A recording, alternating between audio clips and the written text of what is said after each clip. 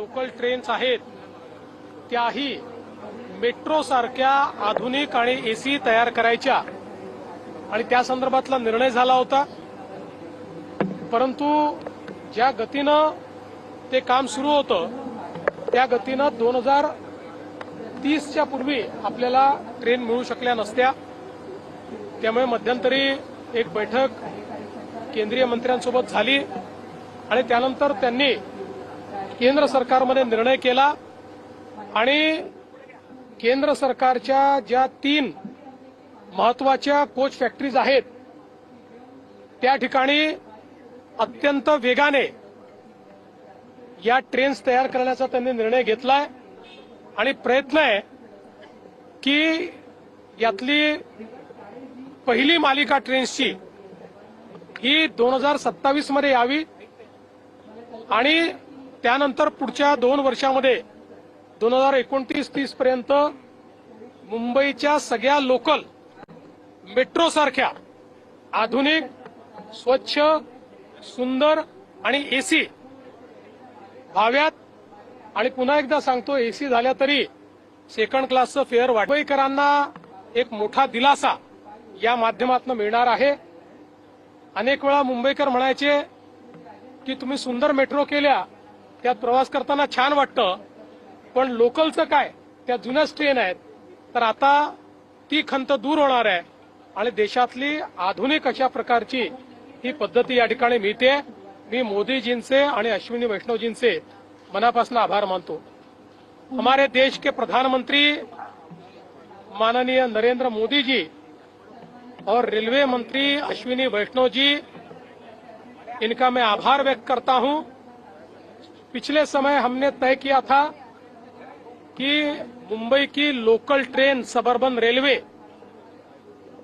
इसमें जो हमारी ट्रेन से जो हमारे कोचेस हैं उसको हम आधुनिक बनाएंगे।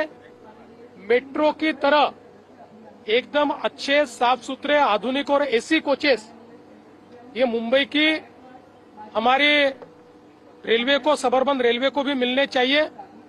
उस सिलसिले में निर्णय किया गया, किंतु उसमें समय लग रहा था।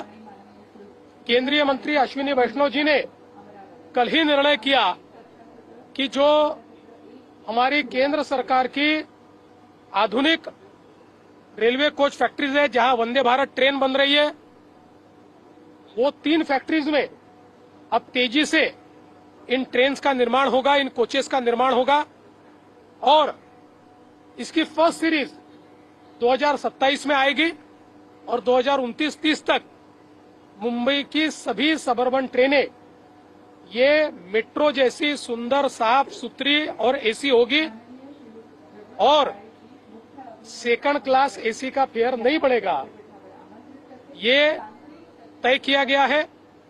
और इस घोषणा के लिए मैं हमारे मंत्री जी का बहुत बहुत आभार व्यक्त करता हूं। संसद सत्र हंगामे की भेंट चढ़ गया, कैसे देखते हैं पूरा संसद सत्र इस बार हंगामे की भेंट चढ़ गया है? शिवन जी कैसे देखते हैं संसद सत्र हंगामे की? विरोधी पक्षामध्ये संसद फेस करायची हिंमत नाही। हे पळपुटे लोक आहेत, हगोडे आहेत। चर्चेची जागा संसद आहे, चर्चेची जागा चौक नाही। जर भारतरत्न डॉक्टर बाबासाहेब आंबेडकरांच्या संविधानावर तुमचा विश्वास असेल तर हिम्मत दाखवा आणि संसदेत चर्चा करा। तुमच्यात हिम्मत नाहीये। पहिल्यांदा त्यांनी बहाणा बनवला, अमित भाई येत नाहीयेत। अमित भाईंनी पत्र दिलं, तुम्ही चर्चेला या, मी उत्तर द्यायला तयार आहे। मग यांना तोंड दाखवायला जागा राहिली नाही, तोंड काळं झालं। तर संसदेतनं तोंड लपवून पळालेले भगोडे आहेत, यांना लोकशाही मान्य नहीं, ये लोकशाही विरोधी है। संसद देखिए, विपक्ष भगोड़ा है, ये चर्चा से भाग रहा है, ये संविधान दिखाते हैं। संविधान में डेमोक्रेसी का सबसे बड़ा फोरम ये लोकसभा है और सबसे बड़ा आयुध ये लोकसभा की चर्चा है। लेकिन ये लगातार चर्चा से डरते, क्योंकि इनको पता है चर्चा होगी तो इनका दोगला चेहरा भी बाहर आएगा। चर्चा होगी तो झारखंड में भी सवाल आएंगे और उस पर उनकी चुप्पी उसका भी जवाब देना पड़ेगा। चर्चा आएगी तो उन्होंने क्या किया इसके ऊपर भी जवाबदेही बनेगी। इसलिए चर्चा से भागने का काम उन्होंने किया। पहले तो बहाना बनाया कि अमित भाई जवाब नहीं दे रहे इसलिए हम चर्चा नहीं चाहते। अमित भाई ने तो राइटिंग में बता दिया कि मैं जवाब देने को तैयार हूं, तो भगोड़े भाग गए, सामना करने को तैयार नहीं है। ये संविधान को अपमानित करते हैं।